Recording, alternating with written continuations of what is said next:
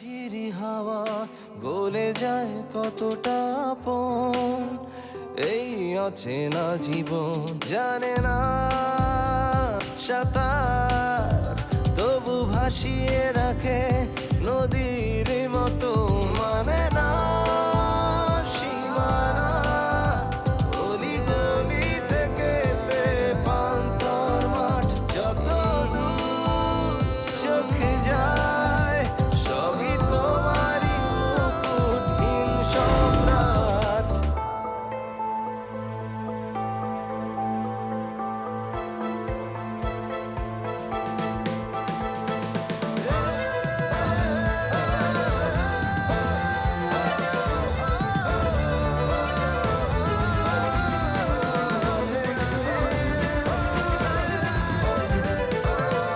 ছোট ছোট ঢেউ ছুঁয়ে ছুঁয়ে যায়, কেউ আসে না পলাতক আশা, সন্ধ্যার মেঘমালা নিয়নে জ্বলা, কিছু প্রতিশোধ সর্বনাশা, অনামিশা ভেঙে বসে বারান্দায়, তারায় তারায় হাট, মানে না সীমানা। অলি গলি থেকে পান্তর মাঠ, যত দূর চোখে যায় সবই তোমারই মুকুটহীন সম্রাট।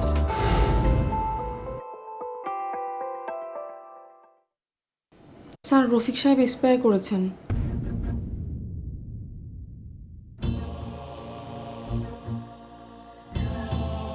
ও আমাদের কোম্পানির জন্য অনেক বড় ক্ষতি হয়ে গেল। অথবা উল্টোটা। জি স্যার। না মানে বলছিলাম তা তো বটেই, কিন্তু আমাদের কাজ তো আমাদের করে যেতেই হবে, তাই না? চন্দা, আপনি এক কাজ করুন, আপনি একটা শোক বার্তা লিখে সবাইকে জানিয়ে দিন, কেমন? Okay sir. ঠিক আছে, আর বাকিটা আমি ঢাকায় এসে দেখছি। জি স্যার। Okay, bye. ওকে।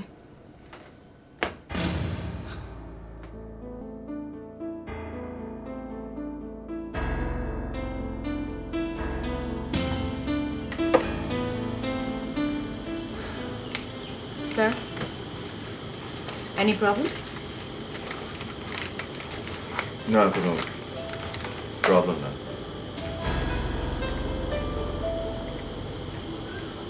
স্যার, ওরা আসবে কখন? কিছুক্ষণের মধ্যেই তো আসার কথা। আরে মিয়া আনলে দেরি হয়ে গেল গো, সন্ধ্যা করে ফেললেন, স্যার মাইন্ড করবো না। আরে আমি কি ইচ্ছা করে দেরি করছি নি? আমার এই কাম শেষ না হইলে তাইতাম কি আ কাম সে কি আপনারা চলে এসেছেন? সালাম আলাইকুম। আসসালামু আলাইকুম। ভেরি গুড, আসুন আসুন, ভেতরে আসুন। কি খাবেন বলুন, আসুন। জি না স্যার, আজকে কিচ্ছু খাবো না, দুজনে মিলে ওই যে ডালপুরি আর মিষ্টি খাই আসছি স্যার। স্যার আপনারা চলে যাবেন তো, তাড়াহুড়া আছে আজকাল। ওটা নিয়ে আপনাদের চিন্তা করতে হবে না। আর তাছাড়া কাল আপনাদেরকে আপ্যায়ন করতে পারিনি, আজও যদি না করি তাহলে কেমন দেখে, তাই না? অবশ্যই, সেটা তো অনেক অন্যায় হয়ে যায়। দেখেছেন, আমার কলিগও বলছে আজ তো আপনাদের দুজনকে না খেয়ে ছাড়বই না। আচ্ছা স্যার, আচ্ছা আচ্ছা আচ্ছা। হাবিব ভাই, স্যারে আর ম্যাডামে যদি অত করিয়া কইরাতে আমরা নিলে একটু তুমি চুপ করো, স্টপ। আমি চুপ করতাম মানে মিয়া, আমি চুপ করতাম মানে আমার লাগি তুমি আইও। কি হলো, থামলেন কেন? বলুন বলুন যে আপনার জন্যই তো এত টাকার একটা দান দুজন মিলে মেরে দিচ্ছিলেন, স্যার সেখানে আপনাকেই কোনো কথা বলতে দেওয়া হচ্ছে না। সেটা কেমন কথা, তাই না? স্যার আপনি কি কথা বলতেছেন স্যার? আমি তো কিছু বুঝতে পারতেছি না। ও আচ্ছা, আপনি বুঝতে পারছেন না। শেফা, উনি আমার কথা বুঝতে পারছেন না, তুমি কি একটু বুঝিয়ে বলবে প্লিজ? অফকোর্স স্যার, সেটা আমি বুঝিয়ে বলবো, কিন্তু তার আগে একটু বলতে পারবেন যে ডেথ সার্টিফিকেটটা কি আপনি এনেছেন? এই ঝাড়ক মন্ডল সব আপনারা না বলছিলেন না ডেথ সার্টিফিকেট নিয়ে আসতো বলি? কি ও ও ডেথ সার্টিফিকেট আমি বলি আমার বিছনার তুষকর নিচে, না না লেফর নিচে। থাক থাক থাক, ডেথ সার্টিফিকেট কোথায় সেটা আর বলার কোনো দরকার নেই, সেটা আমার বোঝা হয়ে গেছে, সেটা আমিই নিয়ে আসছি। একটু দাঁড়ান তারেক সাহেব। জি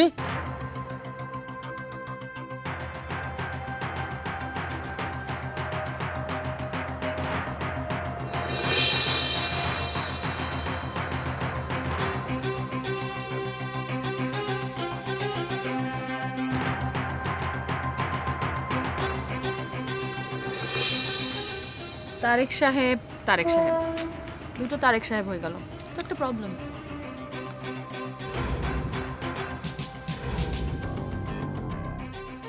তার মানে একজন তারেক ভুয়া।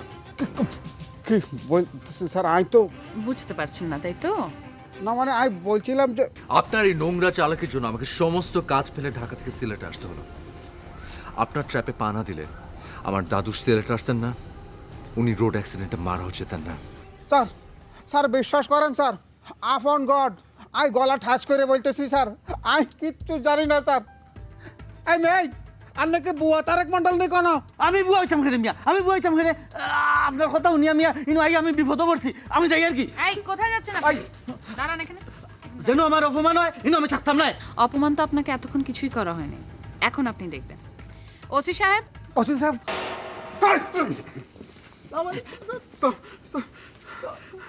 স্যার, স্যার আপনি বিশ্বাস করেন স্যার, আর মনে হচ্ছে যে কোথাও একটা ভুল বোঝাবুঝি ভুল বোঝাবুঝি তো বটেই।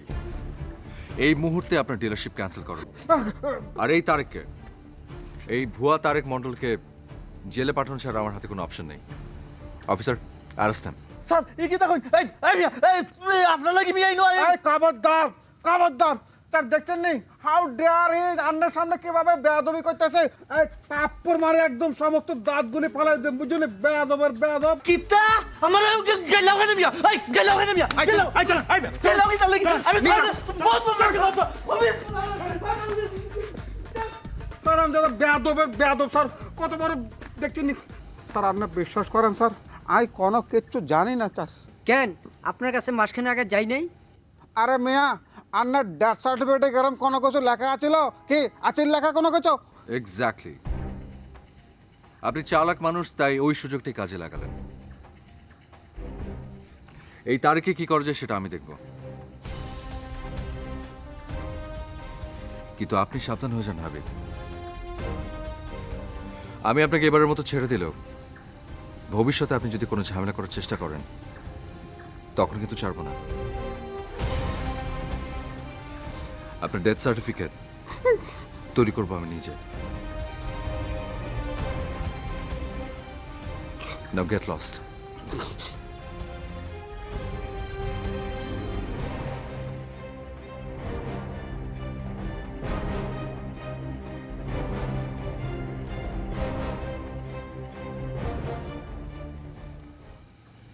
আরে অপমান করছস? আমি Habib Talukdar from Noakhali, working in Sylhet. ফ্যাসের আর দেখছস কি? এমন ফ্যাস মারিও কলজা গুদ্দা ব্যাগ সিঁড়ি ফালাইবে আন্তন। কত বড় সাবাস! আরে অপমান করতেছে।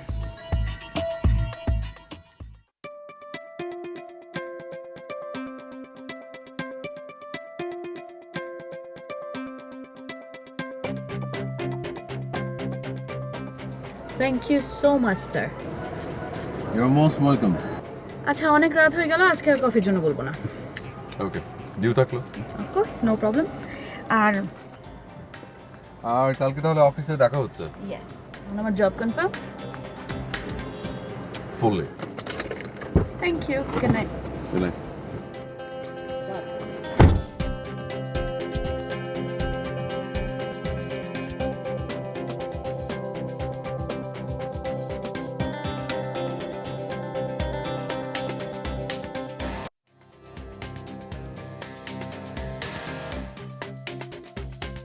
রফিক সাহেবের ফ্যামিলিকে আমার পক্ষ থেকে কন্ডোলেন্স জানিয়ে দেবেন।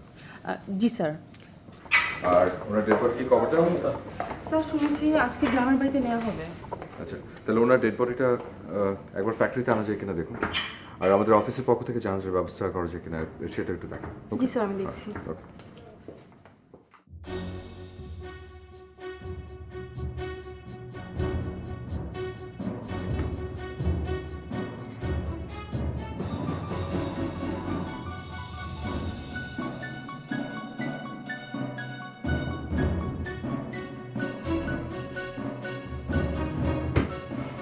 মে I come in sir? Please আসুন। আসুন। স্যার খান সাহেব আপনার সাথে নিশ্চয়ই পরিচয় আছে? হ্যাঁ হ্যাঁ খুব ভালো করে খুব ভালো করে চিনি আমি ওনাকে আমাদের অ্যাসোসিয়েশনের president K farmer Malik please বসুন প্লিজ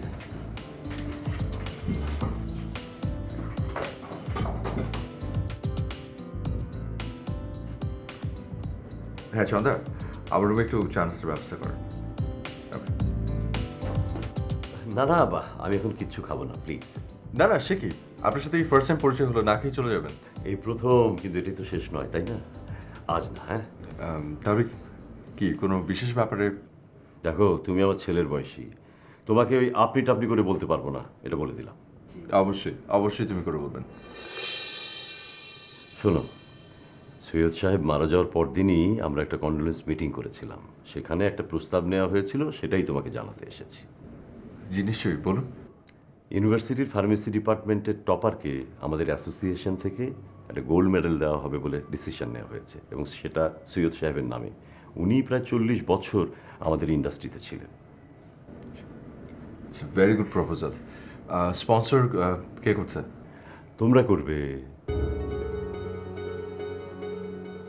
খুব বেশি টাকা লাগবে না, আর টাকার দিকটা ভাবলে তো শুধু হবে না, সম্মানের দিকটা দেখতে হবে না? অবশ্যই অবশ্যই কোনো অসুবিধা নেই আপনি কাউকে পাঠিয়ে দেবেন আমি কোঅপারেট করব গুড। আমি ফোনেও তোমাকে কথাটা বলতে পারতাম, কিন্তু মনে হলো তোমার সাথে দেখা করেই বলি।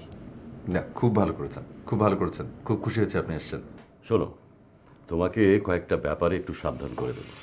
তুমি আমাদের ইন্ডাস্ট্রিতে নতুন, কিন্তু সৈয়দ সাহেবের নাতি, কোনোভাবে যাতে হোঁচট না খাও সেটা তো আমাদেরই দেখতে হবে, তাই না? হ্যাঁ তা তো অবশ্যই অবশ্যই দেখবেন আপনাকে অনেক ধন্যবাদ থ্যাংক ইউ ওকে, আজ তাহলে উঠি। না না বসুন আমি তো নাচের কথা বললাম হ্যাঁ বললাম না, আজ না আরেকদিন। আসি আসি। ওকে ঠিক তাহলে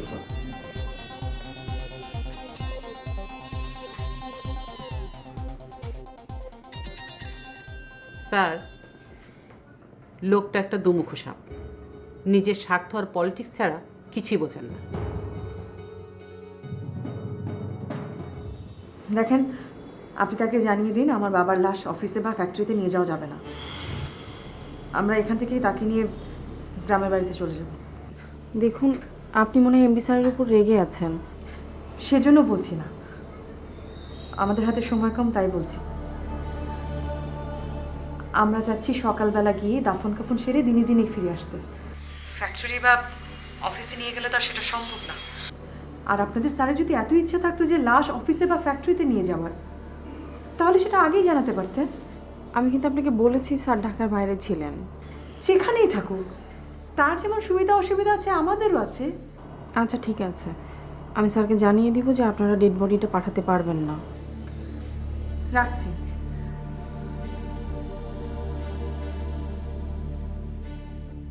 স্যার, আপনি কি ফ্যাক্টরির টয়লেটগুলো রিনোভেশন করার অর্ডার দিয়েছেন? হ্যাঁ বলেছি কেন বলুন তো না, মিস্টার রফিক আমার কাছে যে কন্ট্রাক্টরকে পাঠিয়েছিল সে তো আমাকে এস্টিমেট দিল প্রায় 5 লাখ টাকার, কিন্তু আমাদের মেনটেন্যান্স খাতে তো অত টাকা নেই স্যার। তাই নাকি তাহলে কি করা যাবে বলুন তো আমি তো কথা দিয়ে ফেলেছি স্যার, আমাদের ফ্যাক্টরিতে তো মোট 4টি টয়লেট, তো তার মধ্যে আমার মনে হয় যে শুধুমাত্র ওয়ার্কার্সদের টয়লেটটা যদি আপনি মেরামত করে দিন তাহলে তাতে বেশি খরচ পড়বে না, ম্যাক্সিমাম 50,000-এর মধ্যে হয়ে যাবে।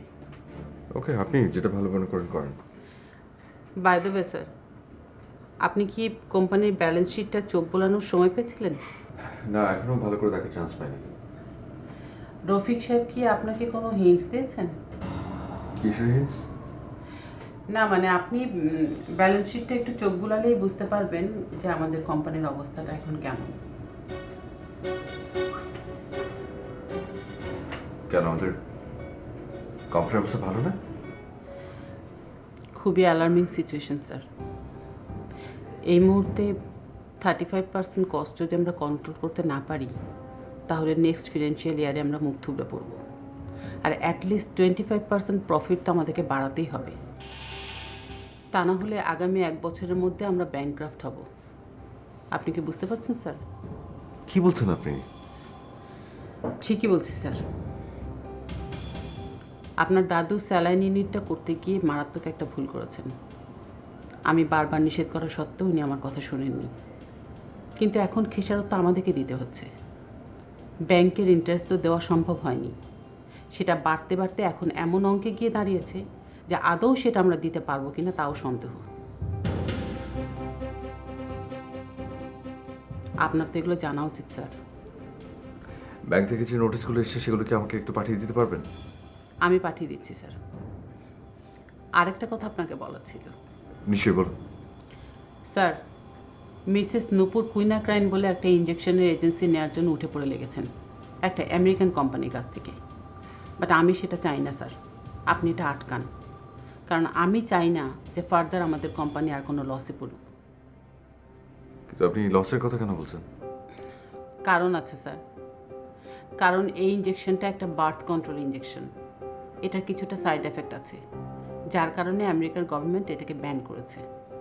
এখন যা খবর পাচ্ছি তাতে করে আমাদের গভর্নমেন্টও যে কোনো সময় এটাকে ব্যান করে দিতে পারে। তখন তো আমাদের পুরো স্টকটাই থেকে যাবে স্যার, আমরা তো এটাকে সেল করতে পারবো না। মিসেস নূপুর একবার আপনার দাদুকে ডুবিয়েছেন, আমি চাই না এই ঘটনাটা আবার রিপিট হোক। আচ্ছা ঠিক আছে, আমি মিসেস নূপুরের সাথে কথা বলবো। ওকে স্যার, আমি তাহলে আসি।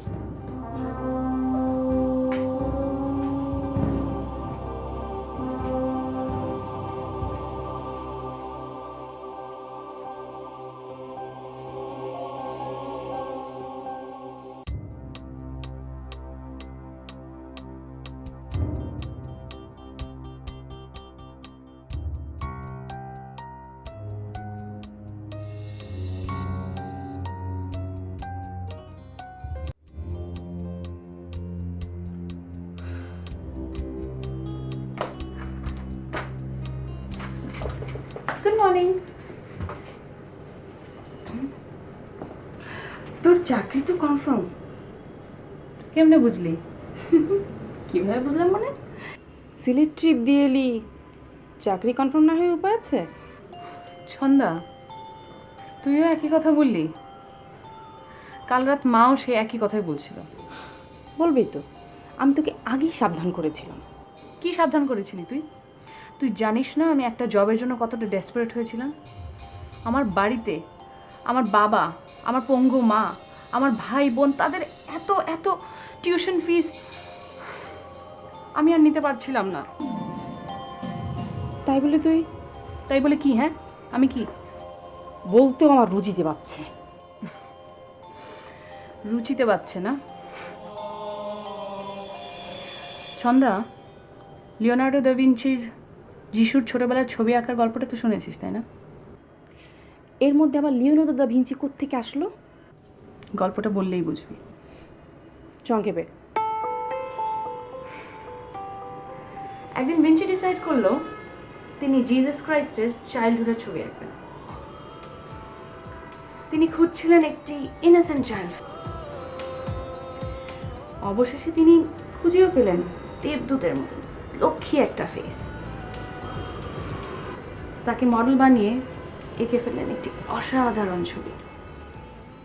বহুদিন পর তিনি যখন দ্য লাস্ট সাপার আঁকবেন বলে ডিসাইড করলেন, একটি জায়গায় এসে তিনি আটকে গেলেন। কিছুতেই বিট্রেয়ার জুডাসের এক্সপ্রেশনটা তিনি ছবিতে ফুটাতে পারছিলেন না। তিনি হন্য হয়ে একটি মুখ খুঁজছিলেন। ফাইনালি জানতে পারলেন একজন সাজাপ্রাপ্ত খুনির কথা। অথরিটি পারমিশন নিয়ে তিনি খুনিকে মডেল বানিয়ে ছবিটি আঁকা শুরু করেন। ছবিটি আঁকতে গিয়ে তিনি দেখেন যে খুনিটি ঝরঝর করে কাঁদছেন। তিনি ধরে নেন জুডাসের মতো একটি মন্দ ক্যারেক্টারের মডেল হওয়ার জন্য তার এই কান্না। কিন্তু আসল কারণটি যখন তিনি জানলেন, শকড হয়ে গেলেন এই মহান শিল্পী। কারণ বহু বছর আগেই জিসাস ক্রাইস্টের চাইল্ডহুডের ছবির মডেল হয়েছিলেন এই লোকটি। তুই কি বলতে চাচ্ছিস তোর অবস্থা ওই লোকটির মতো? আমি সেই লোকটি, যাকে তুমি একরকম জানতে, আজ সেই জানাটি অন্যরকম হয়ে গেল।